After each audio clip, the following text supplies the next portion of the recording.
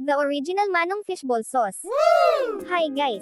For today's video, gagawa pala tayo ng Manong Fishball Sauce. Ito pala ang mga ingredients na ating gagamitin. Meron tayong sibuyas, bawang, cornstarch, all-purpose flour, brown sugar, salt and seasonings, ground black pepper, siling labuyo, soy sauce, at 3 cups of water.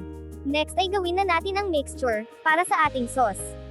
Sa isang bowl ng 3 cups ng tubig ilagay natin ang soy sauce, sunod na natin ang cornstarch, sunod ay ang all-purpose flour, next ay ang pangpalasang asin at seasoning, sunod ang ground black pepper at ang asukal. Brown sugar pala dapat, kaya lang wash yung nabili ni Mister.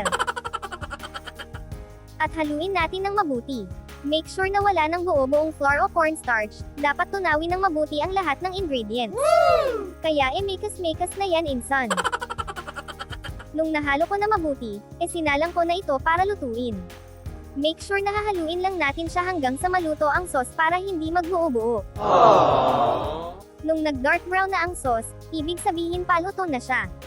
Kaya ilalagay na natin ang bawang, sibuyas at sili para may kunting sipa. Eto na guys, luto na po ang ating Manong Fishball Sauce. Napakadaling lutuin, amoy palang masarap na.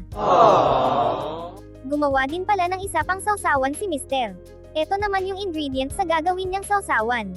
Naggayat lang siya ng sibuyas, bawang, pamintang durog, siling labuyo at tinimplahan niya din ito ng asin at bahagyang asukal. At syempre suka. At syempre hindi kumpleto ang mga sauce na yan, kung wala ang mga partner niyang fishball, chicken balls, kikiam at nagpabili din pala ako ng hotdogs kay Mister at hiniwa ko ito sa cube size. So eto na nga guys, luto na po ating merienda. Kung may pagkakataon madali lang pala ito gawing business.